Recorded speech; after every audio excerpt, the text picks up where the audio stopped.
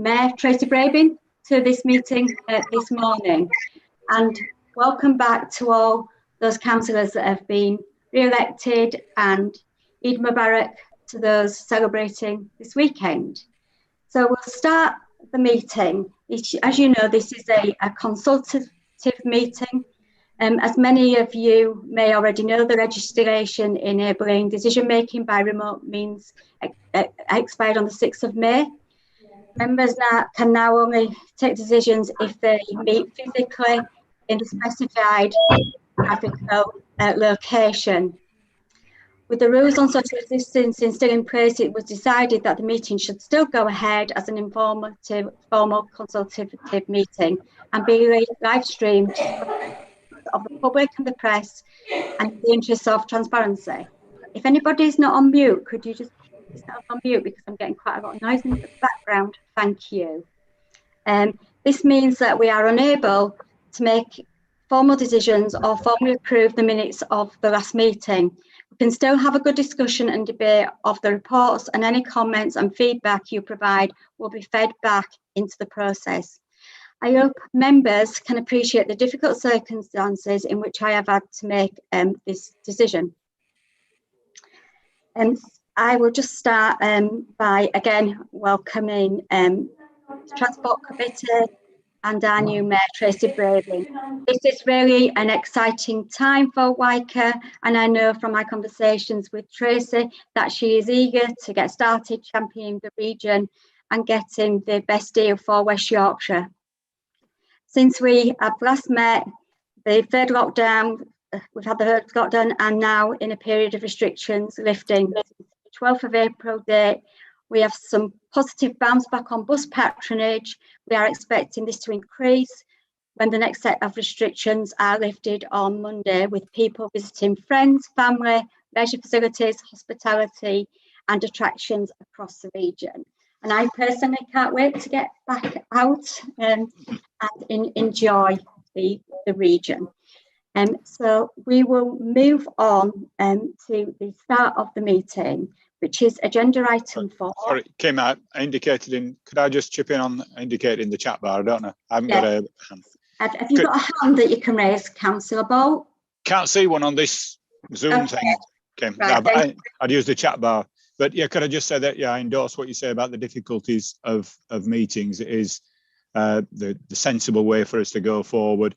That we need to carry on this until such times, because working in a COVID environment, we'd need a massive room. So fully endorse what you're saying.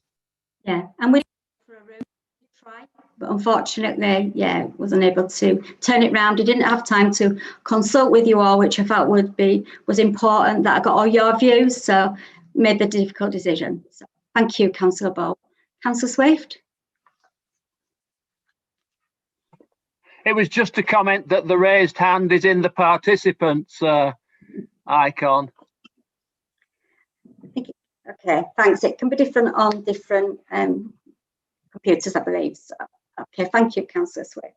So we won't be able to comment on the meetings, but please note these minutes have been presented, and we'll carry them forward to the next meeting to sign off. So we are on to item 5. So this is, I'm going to hand over to Tracy and give her the opportunity to tell you about her vision for West Yorkshire. Tracy.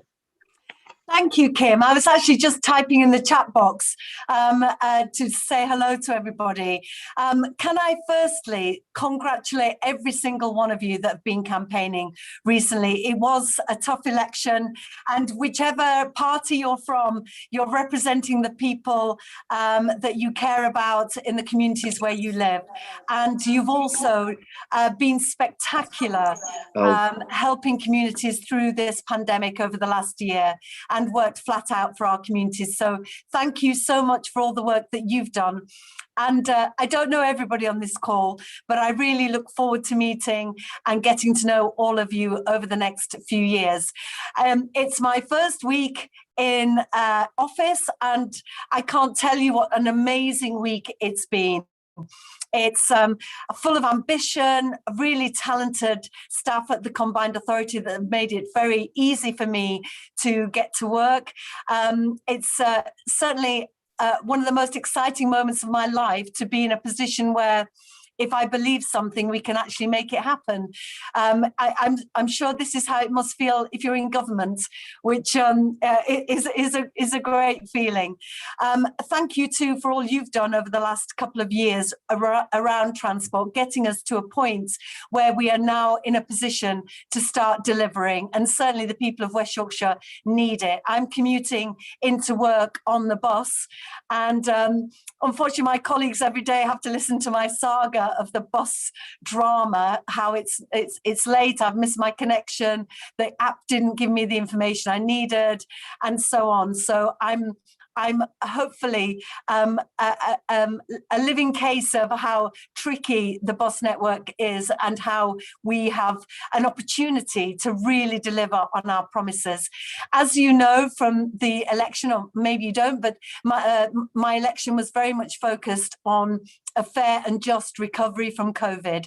And you and your work is absolutely pivotal to that fair and just recovery, because we can't recover if people can't get about our community to go to work, go to hospital appointments, see their families, or get to college. So that integrated, joined up transport system that you've been working so hard on is absolutely a linchpin of my focus for the next 3 years and beyond.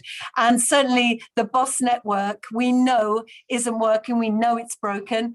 And I was really pleased to see yesterday that the government have slightly adjusted their thinking in line with mayoral thinking around the country, that we are now able to take the opportunity to fund the bus system and to use that money to upgrade, whether that's tap in, tap out, or capped fares, or better signage at stops through enhanced partnerships. But also we can then ride two horses, so to speak, and continue our journey to public control. So that's the direction of travel, if you pardon the pun, that I want to go. We have an opportunity to take some of the money that government are offering, the £3 million, whilst also continuing the move towards public control. So I'm really looking forward to getting to know you more. I'm more of an observer today because obviously you know where you're at with your thinking, and I'll be playing catch up. But rest assured, I will support every single one of you on our mission to make West Yorkshire our transport offer as good, if not better, than London, because if it is good enough for London, it is good enough for us. Thank you so much for letting me speak, Kim. Thank you, Tracy. Pleasure. We will then move on to the next item, which is the district consultation feedback.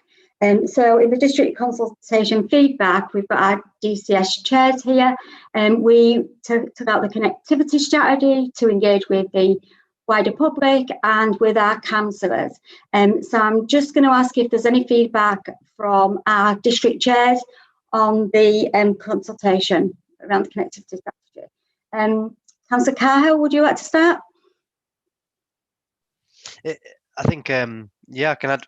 First off, I think it was a really positive meeting. It was great to get to open the invite to all the elected members around Leeds district in order to be able to raise the questions that obviously people have put to them.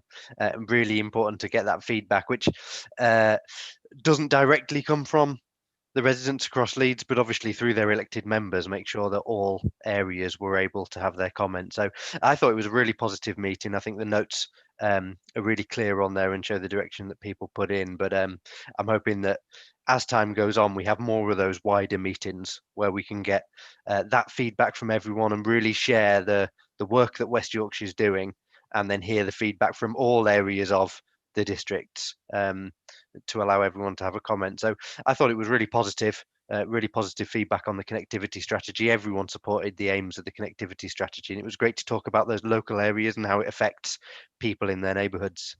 So that was my view on that. Thanks, Chair. Thank you. Councillor Sutherland, anything from Consultative?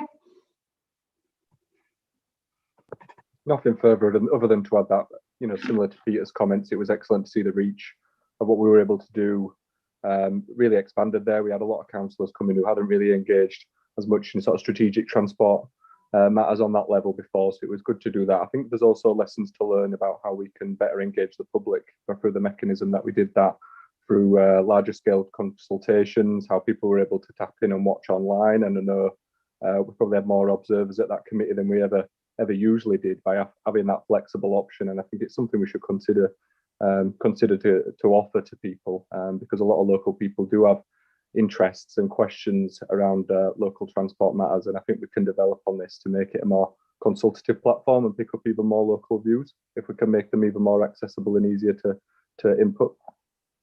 Totally agree. Thank you, Councillor Sutherland. Anything from you, Councillor Swift? No, just to echo the comments from Peter and Dan. Otherwise, nothing to add to what's in the minutes.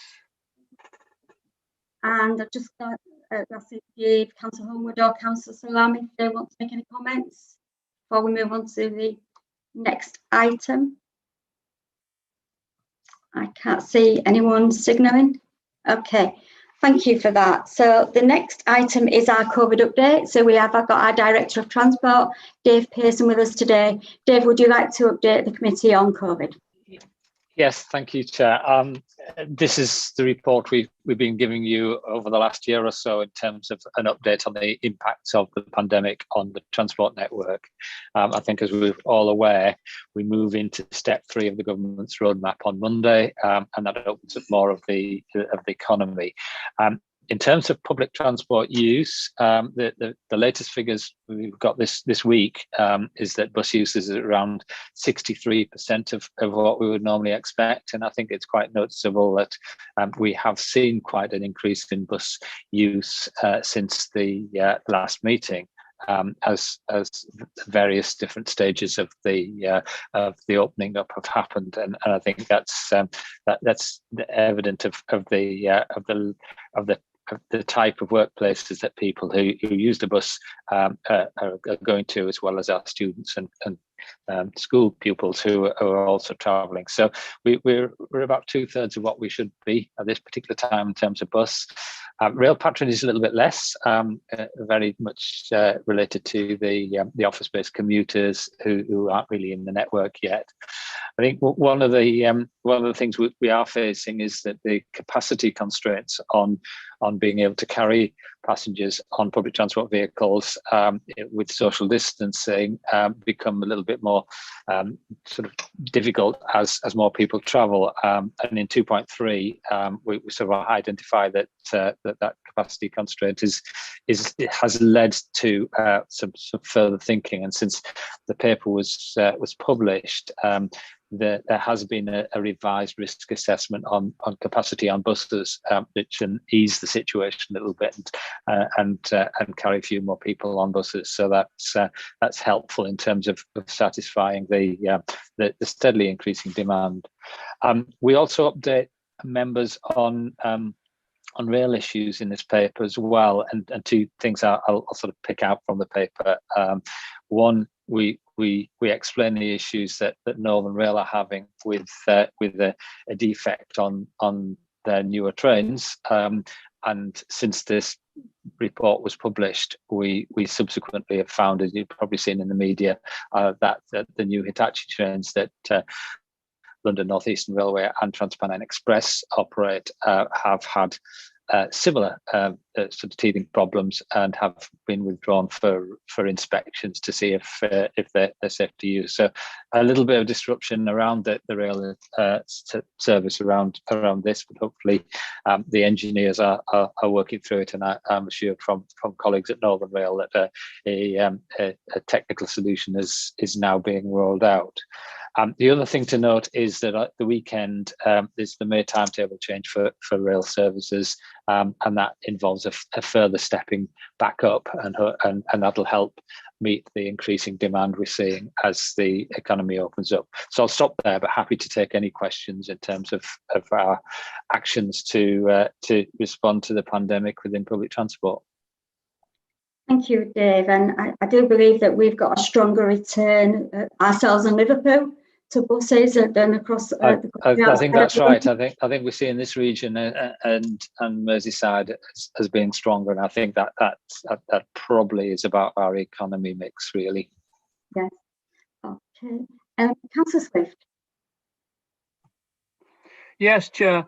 I think paragraph 2.8 of the report, I think just to express concern that not for the first time, it's the Huddersfield, Wakefield, Kirkgate, Castleford service that seems to be the one that's treated as the Cinderella.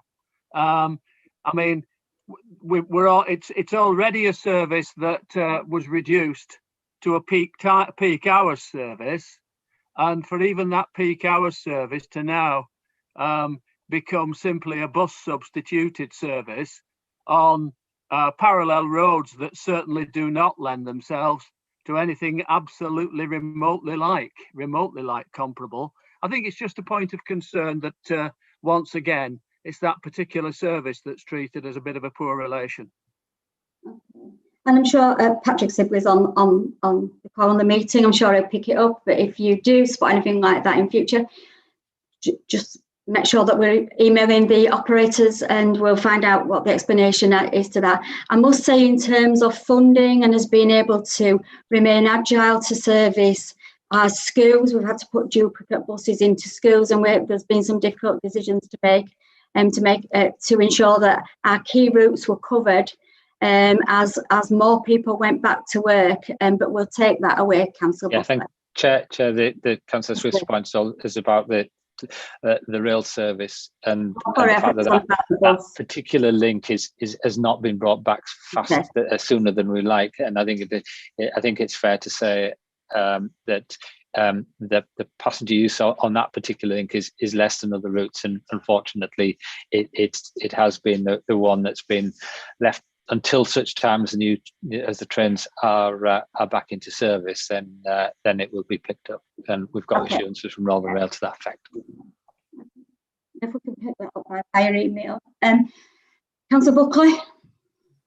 Yeah, thank you, Chair. And I think I ought to say that my congratulations to the newly elected mayor. We're different parties, but that's democracy for you. But what I wanted to just clear up from Dave's remarks were just to get absolutely clear that let's just say that the government say on the 21st of June that social distancing is finished. Does that then confirm that all the restrictions on numbers on buses and trains are then abolished and we're all back to normal? Yeah, I can answer as much as I can Councillor Buckley's question. I think one of the key things about the roadmap is that the review of social distancing that the government is undertaking is slightly separate from the roadmap. So whilst we can see in the roadmap the removal of restrictions in lots of different ways, we're still awaiting government's outcome of their review of social distancing, and we've even seen on the media this week speculation around face coverings and other things that's in that. So to answer the question, we don't know until we see the outcome of the social distancing review what its implications are for public transport, and we're expecting the social distancing review to be announced or to be shared, but sometime around the end of this month. So I think we will go towards the decision about the 21st of June, which the roadmap requires government to make a decision the week before the effective date, as it did on Monday for this coming Monday. We should have some clarity around social distancing when that decision about step 4 takes place. I think what's happened in the meantime is that as the health advice has changed, that does actually enable bus and rail operators and other businesses as well to review their risk assessments in the light of the latest guidance, and that's why there's a bit of an easing on the capacity constraints that's happened or is about to happen for Monday. So sorry, a bit of a long-winded answer. It could well be that from the 21st of June, there are no capacity constraints on public transport. We don't absolutely know that, and we'll probably know that by the end of this month, the beginning of June. Answer your questioning for Councillor Buck as much as we can. Yeah, Thank you, Chair. Yeah, that's very clear. Yeah. Councillor Swift, you've still got your hand up. Do you want to come back?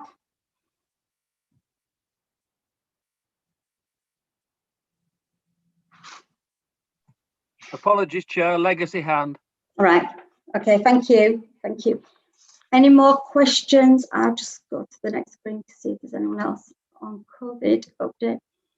No, no. So we'll move on to the next item. Obviously, the committee have noted the report on this. So the next item is the National Bus Strategy. So the Combined Authority, as you know, we've continued to work closely with our bus operators who join us on the meeting today throughout the pandemic. And we are putting together a partnership approach that we've to manage the return to the network. And I know our operators have been working behind the scenes on ticketing, as we know that people will probably work different shift patterns. So we need to be agile and adjust to future demand. So the National Bus Strategy has been set out, and yesterday we got further guidance on this strategy. The enhanced partnership will set clear target standards to ensure it further overall bus strategy aims and try to increase the patronage through securing wider goals of inclusivity and carbon reduction. If the enhanced partnership does not achieve this, then this would be evidence that you have to have when you move towards the franchising process. But because of the recent guidance, we're seeking further clarification on this National Bus Strategy and the guidance that came out yesterday. So I'm pleased to introduce Dave Pearson once again, and I believe Helen Ellerton is joining us this morning from policy. So Dave, could you just give us an update on it's quite a fast-moving situation. It is, and changing.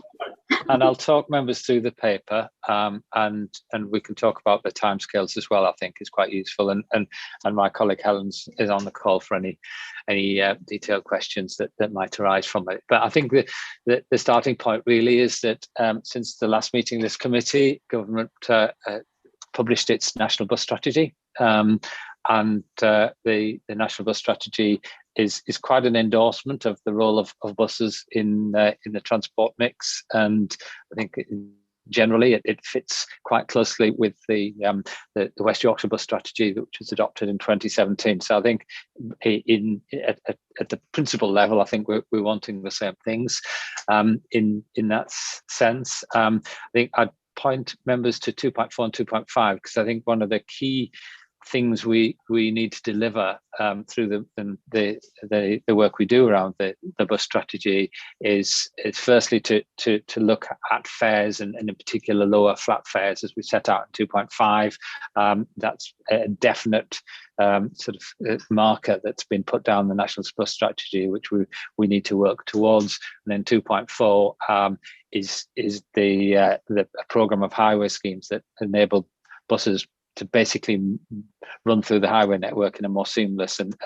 reliable way. So I think that sort of puts quite an onus on us to be able to get this right in terms of fares and get this right in terms of the bus priority. The other thing the National Bus Strategy does is it sets a very definite timescale and attaches conditions to that timescale around the release of the funding that has been set aside by government for the National Bus Strategy. And then 2.6, we set that out for members. And as the chair's mentioned, we received some further guidance on this yesterday that clarifies it further. But put simply, the Combined Authority has got to have committed to a course of action by the end of June to be able to enable the region to continue to benefit from the emergency funding that's happening from COVID and its share of the 3 billion. And so the options available are within the Bus Services Act, and the Bus Services Act has the enhanced partnership provisions and it has the franchising provisions. And so what we will be doing is we will be taking a report to the Combined Authority on the 24th of June, which essentially makes that as a formal decision. As members of this committee know, we'd already started discussing the shape of an enhanced partnership, and Transport Committee in November considered that in some detail. And in 2.8, we set out what we were looking at that particular point back in November as what an enhanced partnership would look like.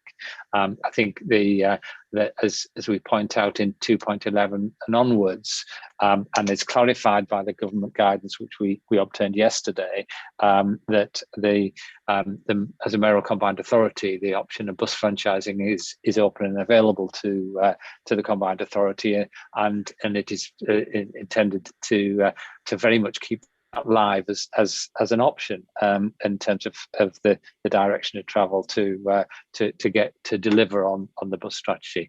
The other thing that I will point out to members, because it is quite key to the work we all do, both as officers and members over the next couple of months, is that the next deadline that government sets, the transport authorities, including ourselves, is to submit a bus service improvement plan by the end of October.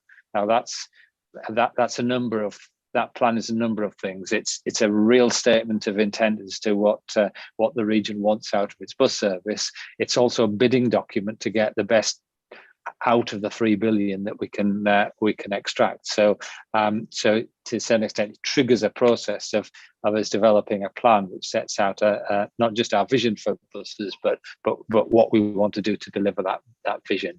And so that will be a feature of our activity, and Transport Committee members will be involved in workshops to help develop the bus service improvement plan.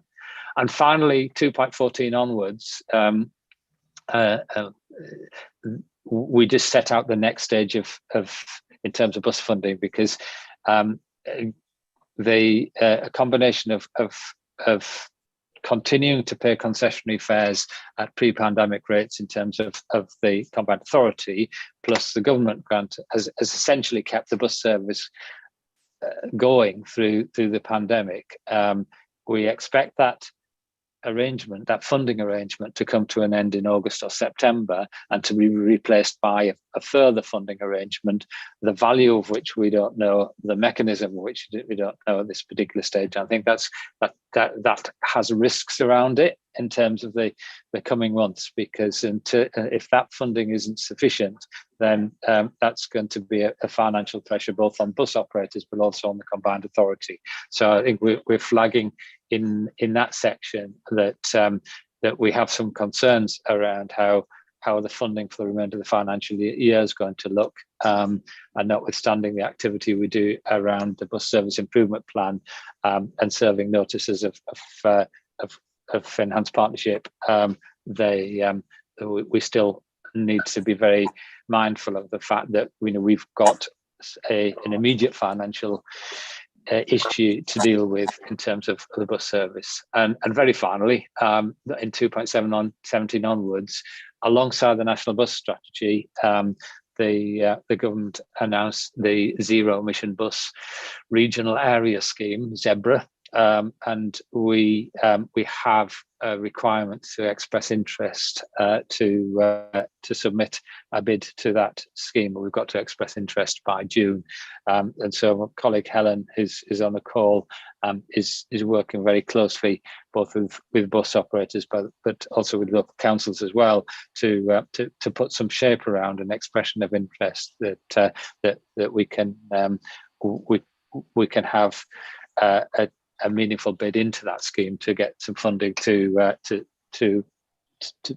probably to start the first phase of several steps towards getting a zero carbon bus fleet. So there's quite a lot in that report, and there's quite a lot to do over the coming months. So I'll leave it there, and happy to take any questions on detail. I'm sure Helen can and Liz can support with that as well. Quite a wide range of issues there, and no pressure, Dave. You've got about 3 or 4 weeks in total to get all that completed, and absolutely do welcome the support of the operators in pulling that bid together and the districts for the Zebra bid. An excellent piece of work going forward. So I'm just looking for questions or comments. Councillor Sutherland. Thank you, Chair. And I also wanted to thank the Mayor for coming and speaking this morning to us about her vision and how the focus that she's given it in both her campaign and plan to govern has created a rather exciting time, I think, around bus services in particular. We have an opportunity here to fix what I think we all recognise as a failed system. And I think under Tracy's leadership, we finally do have an opportunity to take back control of our public services, particularly our public transport and bus services, and find something that delivers for the people of West Yorkshire. So, I mean, I've had so much contact in recent days. In the past 48 hours, I've probably been lobbied more on this issue than I have been about any other issue in my past 11 years as a councillor. And thank you for all those emails, and I've seen every single one. Appreciate that some of them were pro formers, but I think this does show that this is an issue that is a high public priority. And whilst we can't make decisions here as a committee, I think it's important that we have an unambiguous statement of our position, because I think that those people out there are going to be listening to what we have to say today. They're going to want to know what our response is. And trying to think of something was that the Transport Committee gives its wholehearted support to our new Mayor's vision to bring buses back into public control. We call on government to take all necessary steps to work with our Mayor on the delivery of her democratic mandate and the recovery of our bus services. And whilst we can't make a decision, people can agree in whatever way they wish. But I wanted that message to go back out to people. That whilst there are steps we're going to have to take in the meantime to get to maximise the amount of funding we can get into our bus services, that the Mayor was elected on a pledge to take back control of our bus services, and in other areas the timeframes to do this have been frankly unreasonable, and I think that the government should be working with our Mayor to make sure that that mandate is delivered in a reasonable and meaningful time frame, because it's very clear from my inbox and from the conversations I have with my residents over the past election that this is an important issue to many people out there. Thank you, Councillor Sutherland, and thank you. We'll note your comments. Councillor Buckley. Thank you, Chair. And yeah, Councillor Sutherland made some interesting remarks and about taking back control and public ownership and so on. I've also had 200 emails. I'm not sure whether, well, let's not go into the emails, that's another matter. What I was just wanting to ask is how to express some sympathy for Dave in his job here, because reading the papers, you have the enhanced partnership and then you have franchising. And under the franchising section, it clearly states that a business plan has to be submitted in order to go down that route, for example. And even when you're not having to do the business plan, Dave mentioned that, for instance, the funding arrangements which exist at the moment, they're going to come to an end to be replaced by a different set of funding, which, as he said, he doesn't know how much it will be and how it will be submitted and so on. But how on earth can a plan be even worked up when that's not known at the moment, but also patronage levels? If the patronage levels are now, whatever it is, 50, 60% of what they were in 2019, even if they went up to say 80, 90%, that's still a long way behind where they were before. And I think people will say, yes, we want improvements, and we do want improvements. And the Mayor will no doubt want to familiarise herself with the 7S up Shadwell Lane, where I've had 3 emails this morning. But how can a plan be put in when all the things to do with passenger numbers and funding are really imponderable? Thank you, Councillor Booker. I think there's a few points there. Actually, you know, we don't have much choice because the government sets 2 things out. You've got to do all the business case while you're in an enhanced partnership. We've got our first woman mayor in the country. Our 2 mayors that are Labour mayors, Steve Rotherham and Andy Burnham, have had 3, 4 years, 5 years maybe possibly in pursuing the franchising. So a really long and protracted way of actually getting to franchising, presenting the business case, putting in your audit, spending 24 million around bringing that business case together, and then maybe 128 million for a transition fund in Manchester. So I think the question is to government, how do we make public transport easier, cheaper, reliable? And how can they change legislation or flexibilities and or devolve funding so that we can actually get on with that? I think in West Yorkshire, our mayor's been in place 3 days, 5 days. So it's going to take time, and we need time. And everybody knows on this transport committee how complex transport is, how legally complex transport is. But I think, you know, we're standing behind our mayor. She's got a vision for West Yorkshire to deliver a fully integrated transport system. We started with a blank canvas. Everybody on this call has worked on the core bus strategy, the rail vision for West Yorkshire and the mass transit. And now we've got a mayor with the powers and hopefully the funding to deliver it. But I think your question, Councillor Booker, should go to government. I think in terms of the recovery, that actually we will need more funding. We can't afford for our network to shrink. And also that government needs to give us more funding, because it's not just about driving the passengers back on through the COVID recovery. It's about driving people out of the private motor car for, you know, and using public transport as the main choice, so that we meet our zero carbon challenge as well. So I think you've raised some big issues there, Councillor Butler. And as always, I look forward to working cross-party with you and the government to try and resolve some of these issues. So I've got now Councillor Bolt, Councillor Cahill and Councillor Swift. Thanks, Kim. Thank you for that. And yeah, I also extend my welcome to Tracy. And it's quite opportune in this because Tracy and I both lived, certainly Tracy lived, I know, at one time in Hartshead, so we were both almost neighbours across the A62. So talking about buses, and in terms that I'm sure Tracy will be able to relate to, as we both used to also drink in the New Inn at Robertstown, which is now under private ownership, and hope I'll be able to buy a drink in there soon. So catching a bus from the New Inn to go into Wellington House, a distance of 10 miles, which according to a journey planner is 27 minutes by car. Now we want to get people out of the car. So for one of the 3 buses that go from outside the dilapidated bus stop at the New Inn in Robertstown, it's between 62 and 72 minutes to cover the same distance.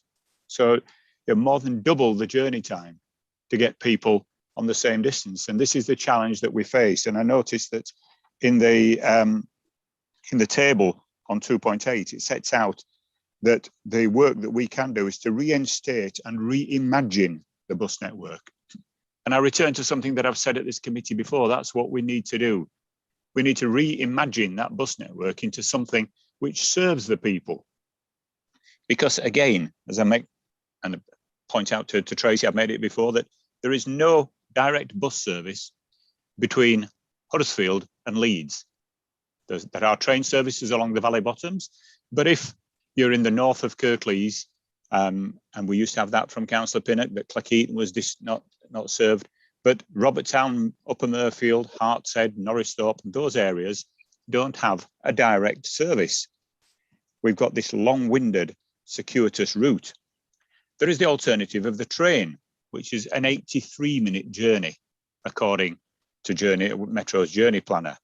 And again, if Tracy were making that journey, she'd have to look at the delights of the dilapidated Mirfield railway station, which I've campaigned to see improved. So let's look at this reimagining the bus network, because a direct service between Huddersfield and Leeds would not only encourage people to get out of cars, but would serve a principal West Yorkshire enterprise zone that's been built on Mirfield Moor, Mirfield 25, which is home now to what used to be called Wesco, an aircraft corporation. There's 166 new houses being built. But going from there through Heckmondwike, that direct bus service would also allow people to access the Birstall Retail and Business Park. Again, a key employment area, but which people would be loath to do on a bus when it's going all through Heckmondwike, Batley, Birstall, because of the journey time. Talking about Heckmondwike, as Tracy knows, because she called a meeting in Cleckheaton to talk about the bus changes. If any residents want to go from Robertstown to Cleckheaton to enjoy the delights of the Wickham or anything like that, you have to go through Heckmondwike and do a change. So you would find that people are going to use a taxi service rather than the bus service. We also have this in education, where the changes of the bus service meant that students coming to the Mirfield Sixth Form College from Birstall and Gomersall, because it's other than the Heckmondwike Grammar, which Tracy's old school, the Sixth Form was stopped from my old school of Wycliffe Mount. So pupils now come to Mirfield Sixth Form College in my ward. But the bus services are abysmal. We did, through Dave and others, manage to reinstate a temporary, but obviously Sixth Form students are not tied down to the schedule of lessons like normal, pupils below the Sixth Form. So yes, let's see this reimagining of the network. And as others have said, we're looking forward to working for the next steps. And I'm looking forward to not the hackneyed phrase of a roadmap. I'd like to see the flow chart of key dates and targets of when we're moving forward on that, and to see the business plan coming forward for the reimagined bus service. Because one of the crucial things, whilst everybody's looking forward to having a better bus service, one of the points that we have to be out there in the public consultation is the business plan and the cost to the public. So I welcome the changes. I hope that one day I'll be able to go to Wycombe meetings or to Kirklees meetings on a bus, because as I've said before, and I know I share this interest with Tracy, who's a keen cyclist, I can cycle to Leeds or Huddersfield from my home at the Fountain Crossroads in Mirfield Robertstown area faster than the buses at the moment. We've got to get away from that service, and we need to give people that opportunity for an efficient bus service. And the key thing of that is how much is it going to cost the taxpayer and how much is it going to cost the user. So welcome this going forward, and I look forward to the next phases along with this. Thanks, Kim. Thank you, Councillor Bott. I'm just going to bring in Helen Ellerton, who's been working, as you know, Martin, you've been involved in the work on the core route network, and he's starting a second stage of work. Helen, do you want to come in on Martin's comments around the vision of a future bus network and the other streams of work that we've got going on at Wycombe? Thank you, Councillor Groves. Councillor Bolt, we are doing, so back in 2019, we did a look at the strategic bus network review, which looked at the core bus network. And this looked to understand kind of where future growth could increase on that network, if you remember, and that's gone through the connectivity strategy consultation. What we now want to do is build on that piece of work and look at the wider bus network. So all of the network that links to that, provides that kind of connection. And so it's really through that piece of work that we are looking to go out to commission over the next, 2 or 3 months, basically, to understand kind of exactly where we need to improve that offer of those connections to the core bus network and connections to our tendered services. In doing that, we then want to make sure that we pick up all of these, like these examples that you're setting out, for example, and make sure that that bus network really is fit for purpose going forward in the future. That network wouldn't then therefore be on the, in place straight away. It'd be in place as part of our commitments from April next year, or building up from that point thereafter. Sorry, Councillor Groves, I was just going to say, obviously, alongside that, with the bus service improvement plan, as Dave was outlining in the paper, that network is part, that network work is part of that building of the bus service improvement plan, alongside looking at highway improvements, fares and ticketing, and our overall customer offer. And that's really how we want to position the bus service improvement plan, in making sure we get the best offer for the customers through our bus network. I think it's fair to say, Helen, that we've got these examples right across West Yorkshire, those socially necessary routes that have disappeared over the years, and that's the piece of work that you're concentrating on. So thank you, Helen. I've got Councillor Cahill and Councillor Swift, and then Mark Roberts from the left. Thanks, Kim. I guess on a general point, just thanks Dan for his comments on this, because they're certainly in line with my view. And welcome to Tracy. It's lovely to see you again. It's lovely to see you in that chair, and a welcome from everyone in Leeds, I'm sure, and I'm sure the leader of Leeds City Council will have given you his congratulations. But certainly support the Mayor in her pledge and that passion for greater public control of the bus network, in line with motions that have gone through Leeds City Council previously, and the recommendations of the Leeds Climate Jury, because I think that's an important issue to bring in here. I was just coming in really on a point that Councillor Buckley made, but actually Councillor Bolt came in with a similar point, really. You asked Councillor Buckley, how could we go into a plan at the moment with the bus network in the difficulties it's in and with the low patronage it has? But obviously the patronage has been declining for absolutely years. I guess my counter offer was, really, how could we not go into a plan at this current stage? How could we not put that transformation of the bus network that Councillor Bolt was talking about, really? And there's some really positives in real positives in this document.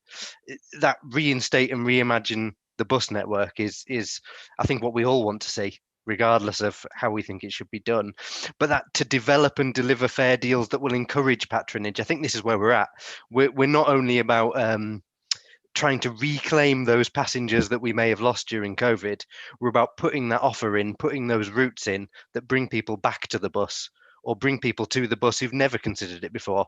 One other point I just wanted to add on this one, I mean, during the pandemic, we're now back up at 100% of the bus mileage that we had before. But unfortunately, that's not necessarily all the routes, because in my community, I lost the one first route that serves 2 of the villages.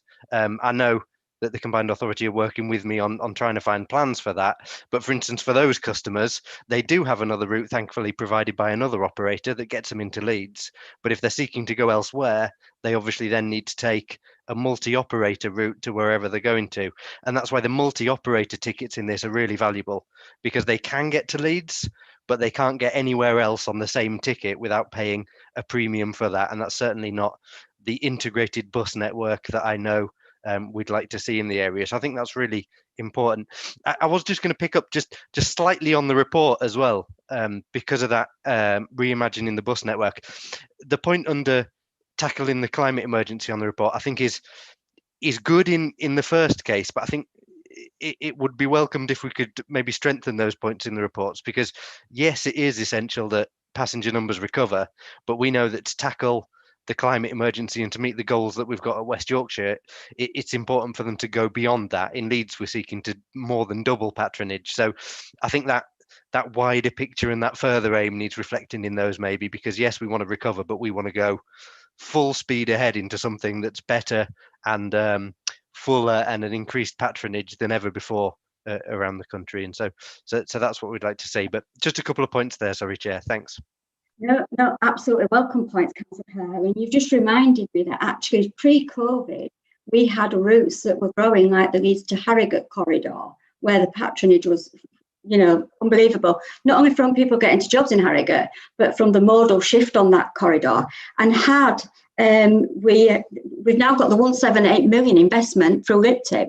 So all those new fast bus corridors are now in place to aid the recovery. So I think there is, good signs, and we've got the 317 million going out across transforming cities. So we will be moving the buses faster across the network. So you just reminded me that actually it wasn't all doom and gloom on patronage before we went into COVID. Yes, okay. So I've now got Councillor Swift and I've got then Councillor Matt Roberts. Yeah, first and foremost, Chair, can I associate myself with the views of colleagues in fully supporting the mayoral vision for public control. And in that context, switching just to Councillor Buckley's comments, I mean, there was a lot in those comments when he talked about the difficulties of producing the bus service improvement plan by October, and I could go with a lot of that. But the point I think I draw from that is that while there was an awful lot that's good in the government's bus strategy, I think we could have done with a bit more flexibility on certain things. I think we could have done with a bit more flexibility on the deadline that we've got next month, which is crucial in terms of our financing. And I think possibly we could have done with a bit more flexibility, both on content and dates, in terms of the deadlines on the bus service improvement plan. So I share some of Councillor Buckley's views, but my kind of reaction is that we really would ask government for more flexibility in how we reach these targets.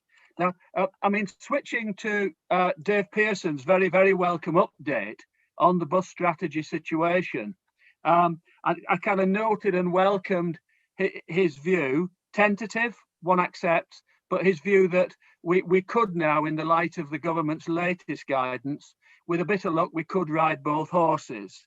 In other words, we could deal with the immediate things that we need to do to ensure that we've got the funding that's necessary to ensure the bus network stays on the road over the summer months, and at the same time that we could move towards the vision of actual public control, which is what I think most of us would agree we really need. I was just very, very slightly alarmed, and I possibly misheard. I was slightly alarmed by the reference to the words keeping alive as an option in terms of the longer term vision. And I would certainly hope that it was possible to start making progress as soon as practicable in terms of the vision towards public control. Certainly, I would certainly hope that we're not in a situation where that side of it gets put on one side as something to pick up in the future. Yeah, I think a final point, and like I think pretty well everybody who's on the Transport Committee received an absolute deluge of emails over this subject over the last couple of days. But I think something that we could possibly usefully do, difficult, is to promote a wider public awareness of the tortuous nature of the process that we have to go through in terms of achieving public control. I think most of us on the committee will know, as you yourself made clear, Chair, just how much work and money it's cost our neighbours in Manchester and Liverpool to get to where they are. And I think there is a feeling amongst some people out there who share our aspirations, completely share our aspirations, but I think some of them rather think that a bus franchising arrangement is, something you can download from the internet. And I think there is perhaps a lack of appreciation of just how demanding the process is that's been laid down for us. And once again, and just my final points, Chair, simply to say that flexibility from government will be much appreciated, and flexibility from government would allow us to get where we democratically want to be and get to where the public need us to be. Thanks, Chair. Thank you, Councillor Swift, and thanks for your comments. And I think on your last point about how torturous it is, and I made that point earlier, is that Liverpool had to have the big bus conversation to actually, make the public aware that actually funding and the public money that they were having to spend on legalities that could have been used on services. So, Councillor de Gorn. Thank you. I likewise, I've never had so many emails on a topic, certainly in recent years. And so quite clearly the mandate that the Mayor has for public control is very widely felt in the region. And I think that is a key point to keep in mind, albeit with the acknowledging, as has just been said, the complexities.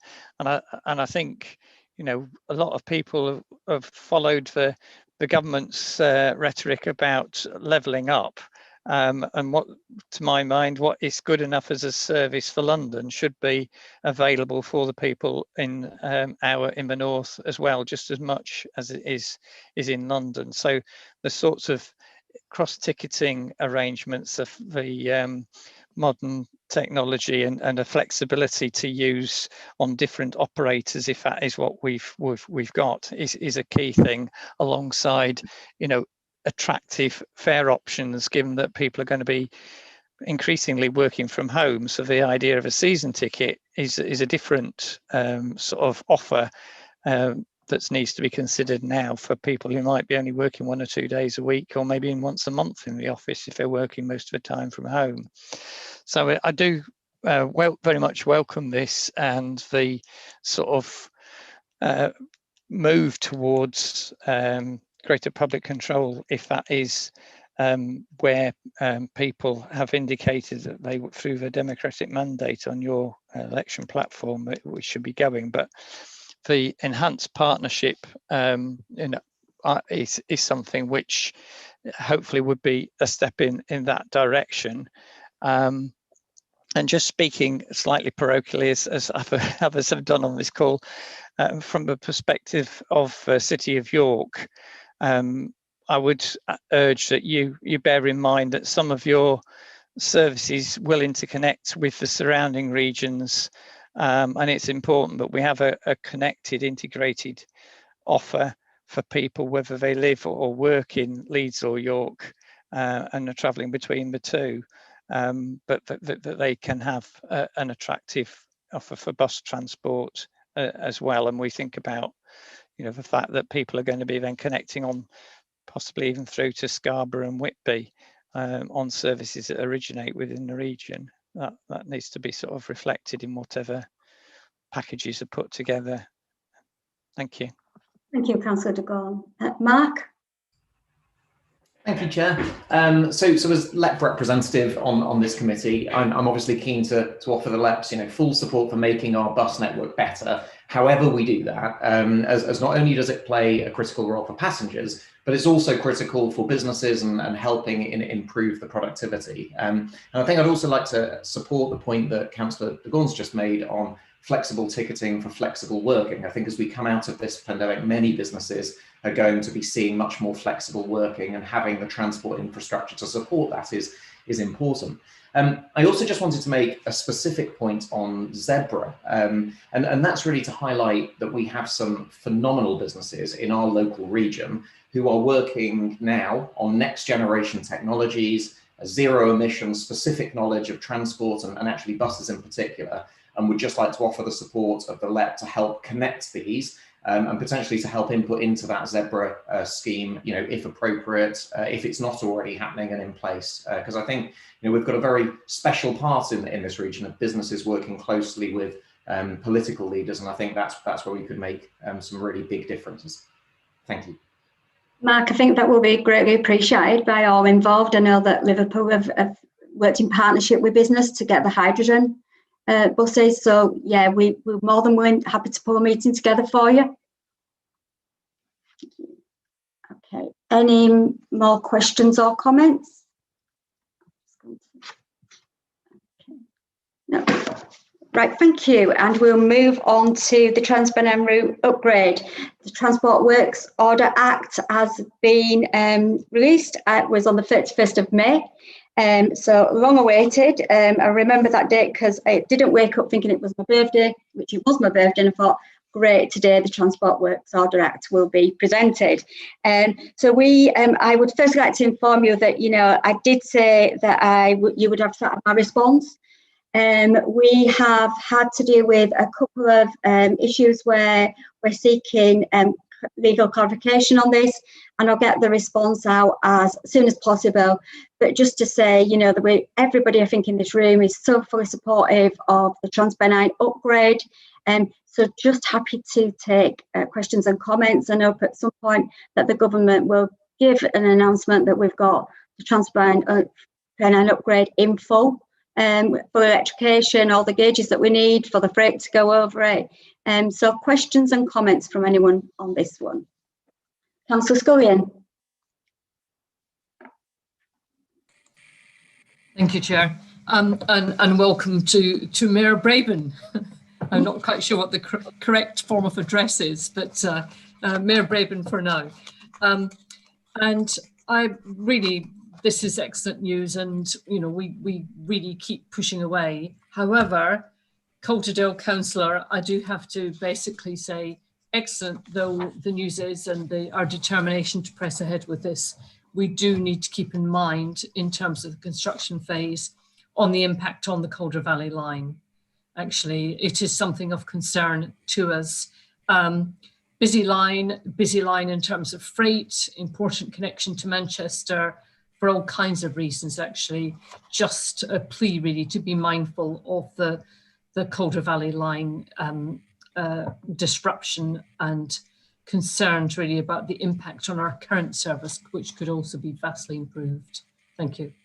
Thank you, Councillor Scullion. We can give you some reassurance that there's going to be quarterly meetings of working groups, and we're going to extend that invitation beyond Kirklees councillors to Calderdale and to Leeds. And we're working on the disruption and displacement plan, which you're quite right that, you know, it has a massive impact, as well as all the schemes that are going out throughout the region.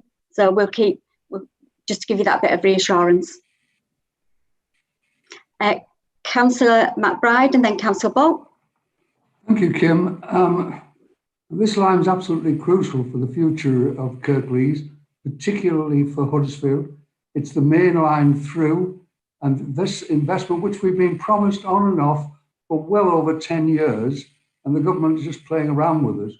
We need a commitment to this. At the moment, the only commitment is a small fraction of the money needed to properly electrify the line, or at least this part of the line.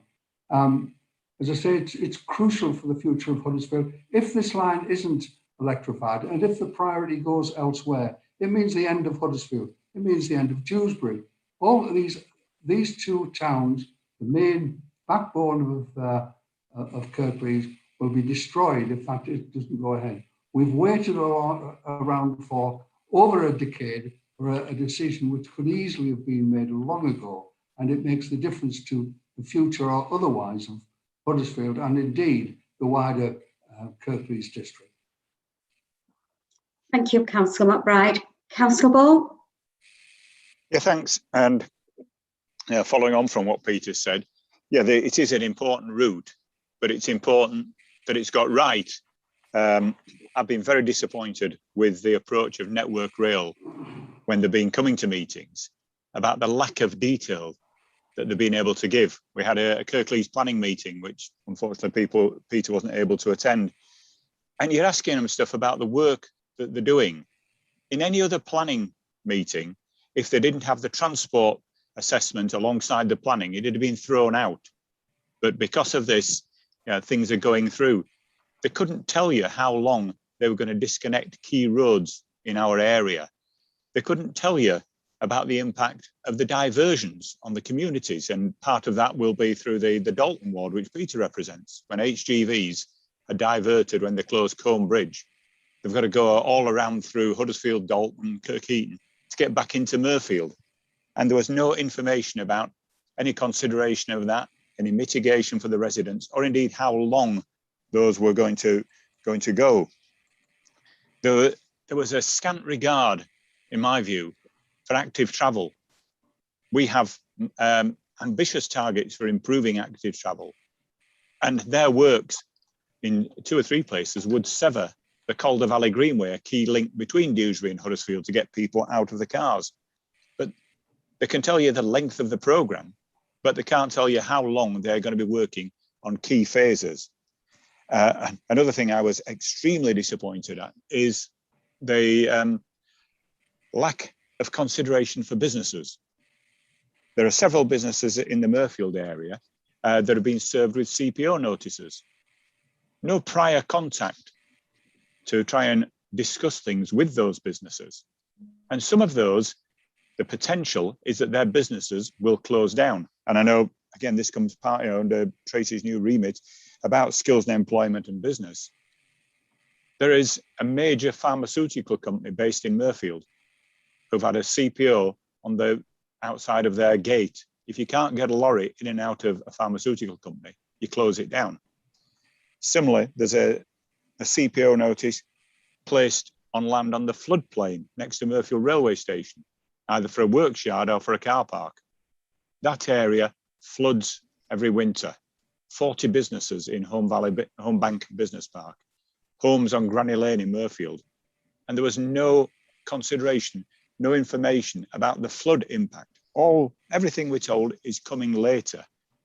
And once the Transport Works Act has been approved, later's no good. They should be supplying this information up front to allow people to give meaningful feedback.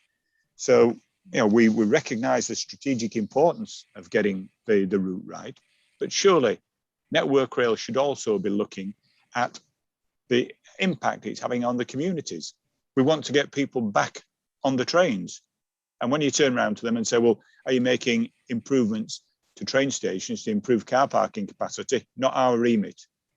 Are you making improvements to the infrastructure on the likes of Mirfield railway station, which are remodelling, to allow more comfort for passengers, to allow retail facilities? Not our remit. Everything is being passed to somebody else. So I would like to, I'm obviously putting on record now, my concern that they haven't fully engaged in what is supposed to be a consultation process.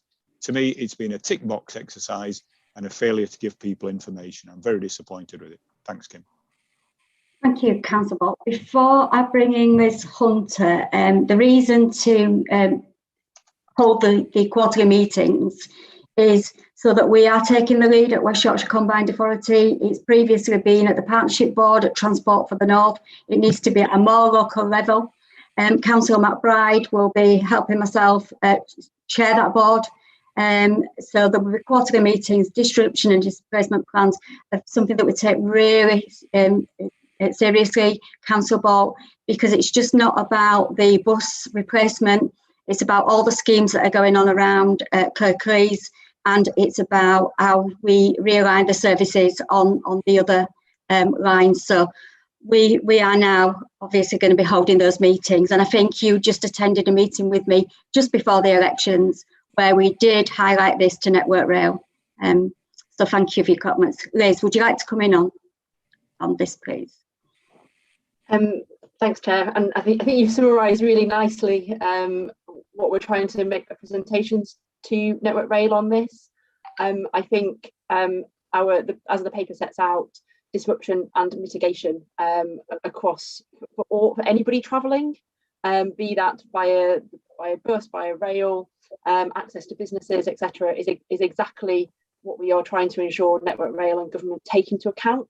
And I think particularly we've highlighted the need for Network Rail to do a proper communications plan, because I think, as you've alluded to, Councillor Bolt, this hasn't been set out yet in terms of how they're engaging with everybody affected clearly enough. So that's certainly part of our response, that we would like to see much more around communications and how we can work together, as Councillor Groves says, so that we can best make this work for people during the construction, because as you say, the benefits to passengers and to Kirklees and Huddersfield and Dewsbury and all the places, the benefits of TRU are amazing if we get it right, but we just need to make sure that during the construction period, people will come back to rail and to bus and continue to be able to use them throughout. I think it's fair to say, Liz, that we're going to have to. We're pushing for lots of investment, like the electrification of the Calder Valley and HS2 and NPR, and we haven't had disruption like this before on the rail, apart from the timetable. So I think it's something that we need to be working on. So I have now got Councillor Homewood. Thank you, Chair. And my apologies for being late to the meeting. I think I missed an earlier item where maybe should have commented, so apologies for that. Yeah, I just wanted to make a brief comment. I mean, firstly, just to say absolutely in support of the upgrade of the network. It's going to be positive for Huddersfield and my constituents. But just following a little bit on from what Councillor Bolt was saying, just one other thing that I just wanted to, just from my experience of it, was just to say that particularly where residential properties are being impacted by this works, I found that there was a lot of different information provided to residents depending on whether they were homeowners, council renters, private renters, housing association, and that's caused some confusion for people because there's been different levels of information and different understanding. And so I just think from a learning exercise, and I don't know whether it's, you know, where that responsibility lies, but I think it's really important that we remember that people who are renting properties, you know, it's important for them to understand what's happening as well and what that's going to mean for them. And that was missed a little bit. Now, in my area, TransPennine did go out and were on site and answered people's questions, which is really welcome and a positive thing.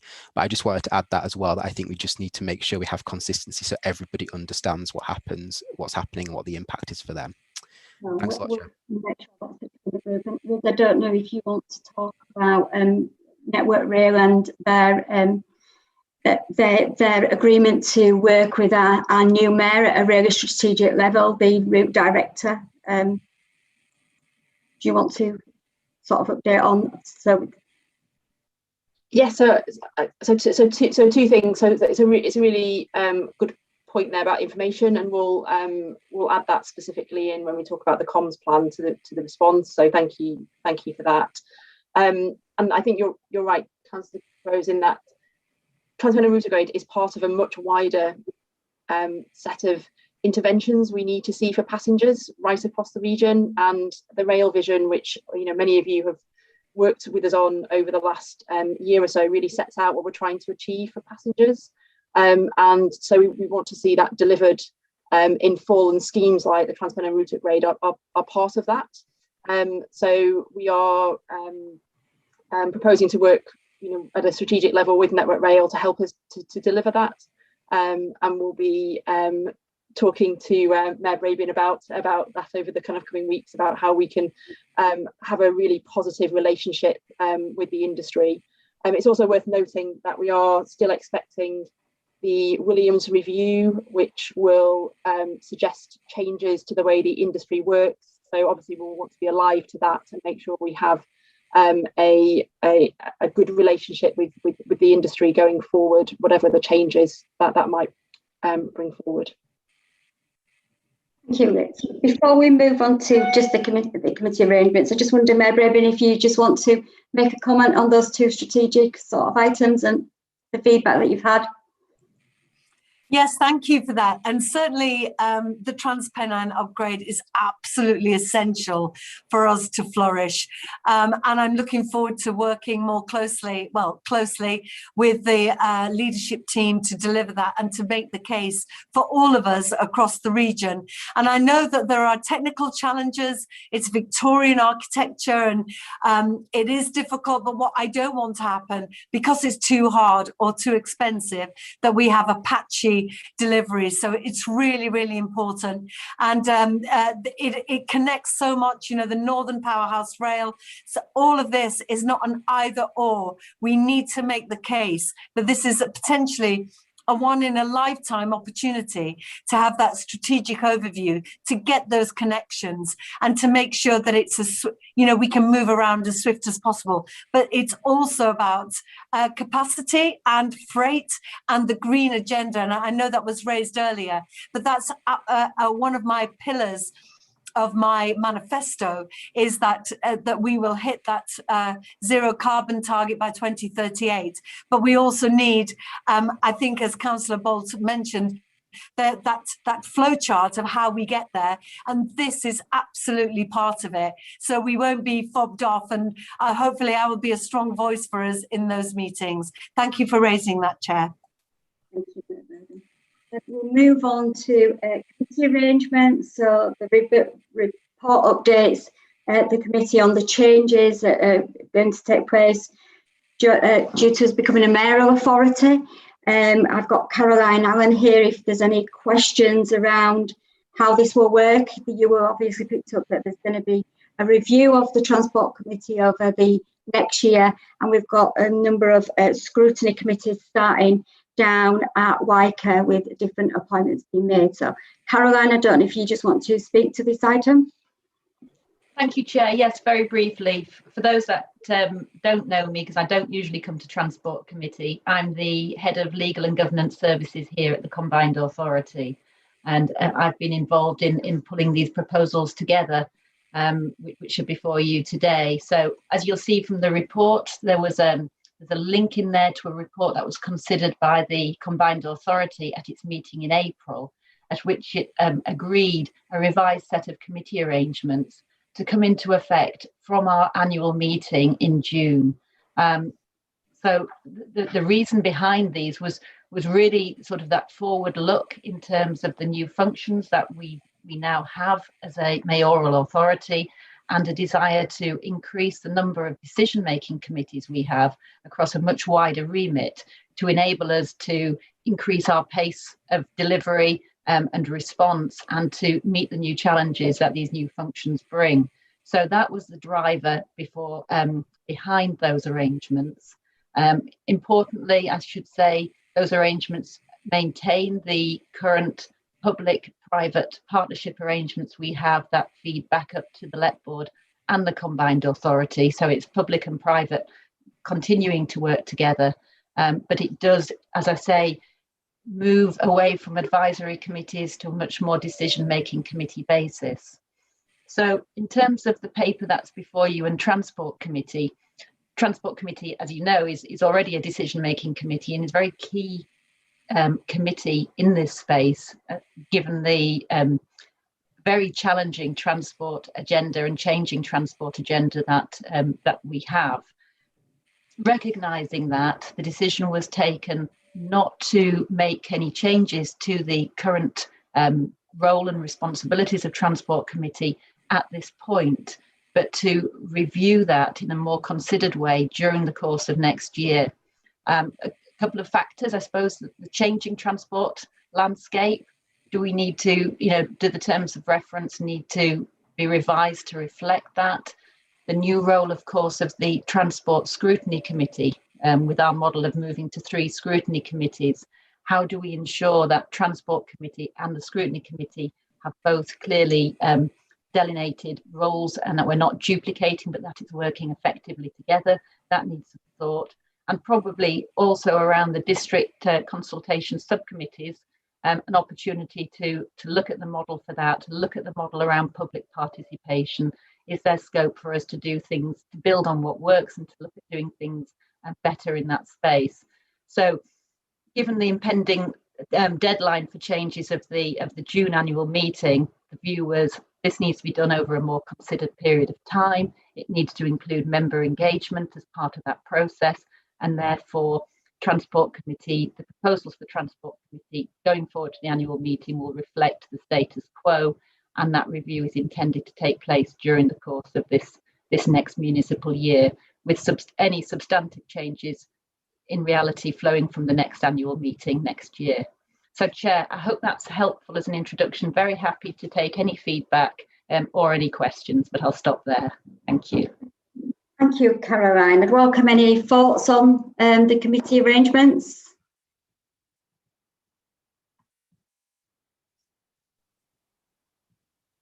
I can't see anyone signalling. So Councillor Sutherland, thank you. Sorry, I couldn't find my hand, Chair. I really wanted to draw out that about public participation, and I think it's been an evolution of where this committee and its subcommittees has gone for a while, and I think that we're in a process of a lot of change in terms of our governance and in terms of the focus, as mentioned, on public transport. And so I think it's worth having a considered change, but I think it's a good opportunity for a change. And how we work out effective means to reach out to the public so we can hear their views, their feelings about public transport, and so we can also hear their ideas, because there are some fantastic ideas out there, and I appreciate that many of the members who come to the district committees, probably across the board, locals with a real interest and passion. And I think that there's something really to unlock in that by better mobilising what knowledge, what energy there is out there in our community in terms of how we spend this next few years making the most of the opportunity to reshape our service.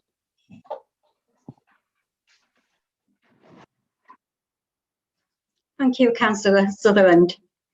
Any more questions or comments?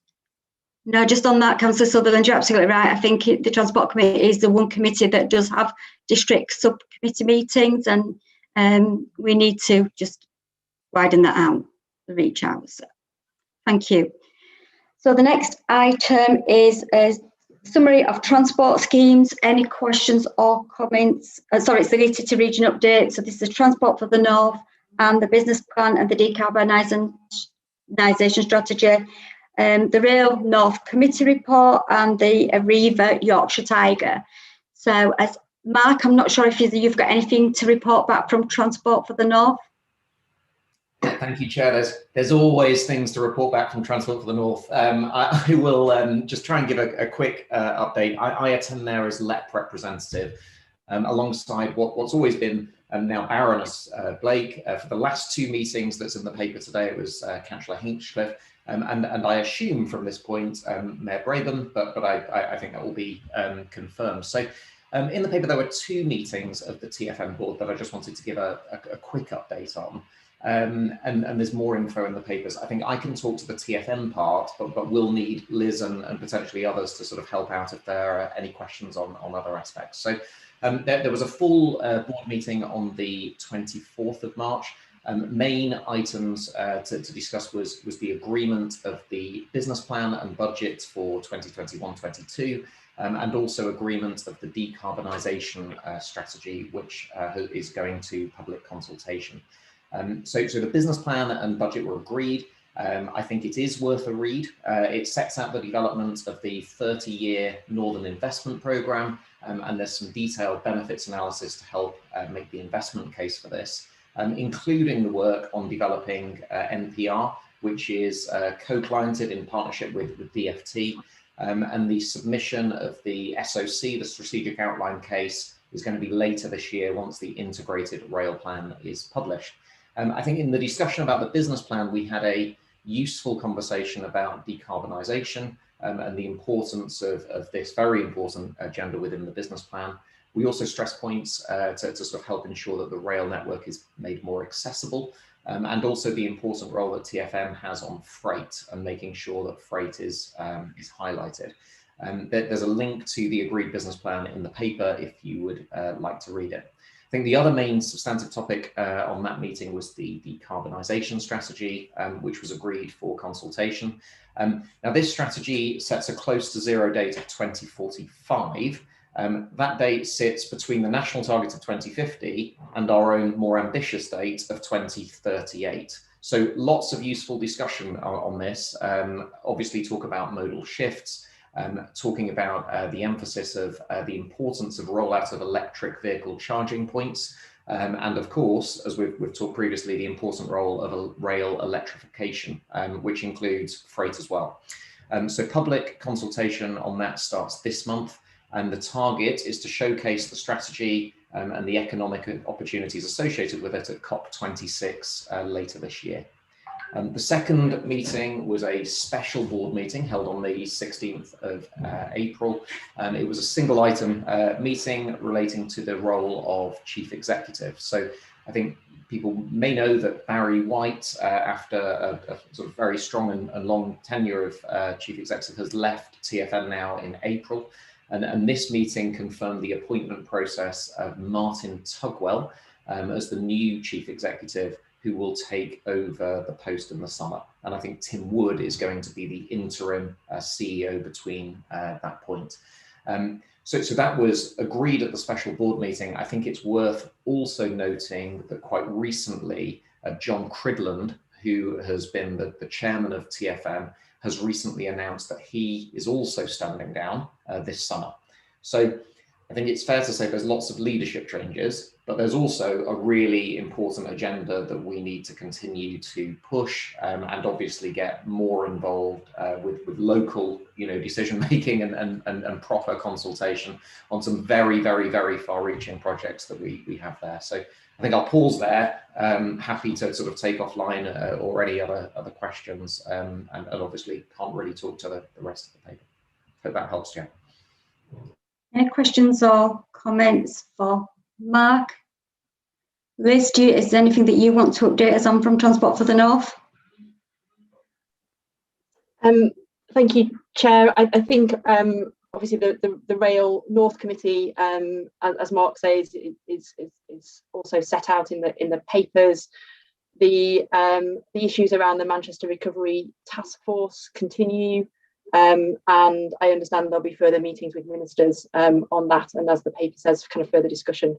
So, because I know that has been of interest to colleagues to date. So that's not been confirmed yet, because there's still further conversations to be had about what the outcome for that is going to be. So, just wanted to highlight that, given that's in the Rail North Committee papers. I think there's one question that I would want to ask in terms of connectivity and decisions being made at Transport for the North, is how that is discussed then at a local level. We have officers attend, but actually because it's such a wide remit, often decisions are made that has an impact on services on the rail. And it's at a late stage that we actually are informed about those, and that can have a massive impact on our own connectivity strategy.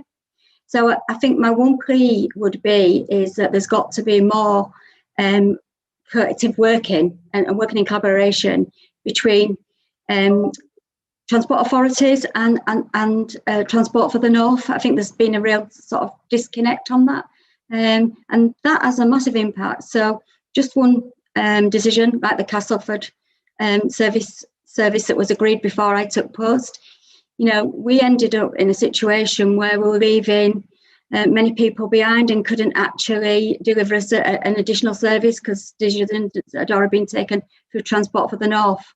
So my plea would be that they work more closely with the transport authorities. Thanks, Chair. And it's something that, again, as I mentioned earlier about the changes coming through the Williams Review and the relationships between the different bodies, I'm sure will be something that will be looked at, because the old way of working is not going to continue, because obviously COVID has changed the relationship between operators and government.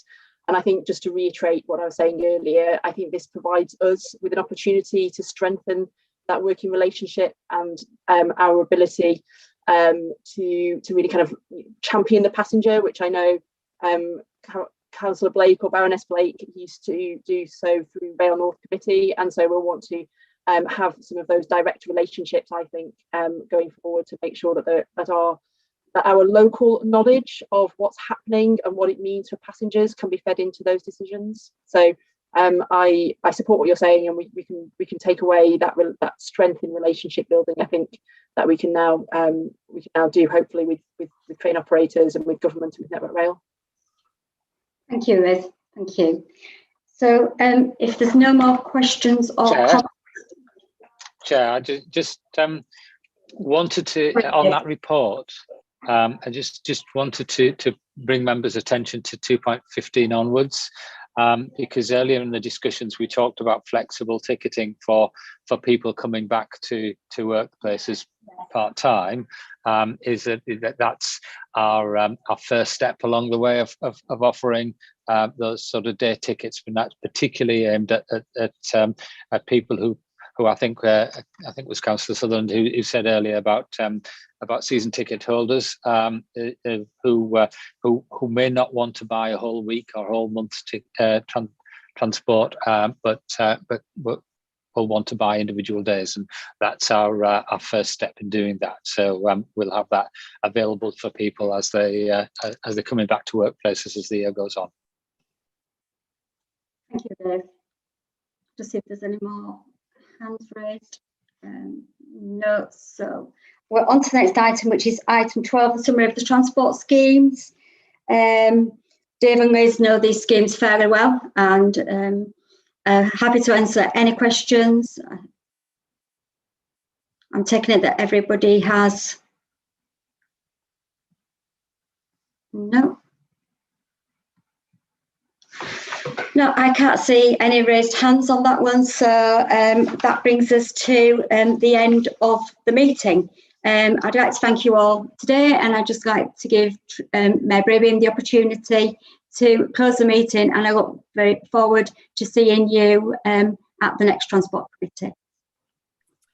Thank you so much, Chair. And it's been really interesting, learning so much. And I think I definitely need Mark a briefing on Transport for the North, because it does sound like its own soap opera in itself. So it'd be helpful to get a bit of background on that.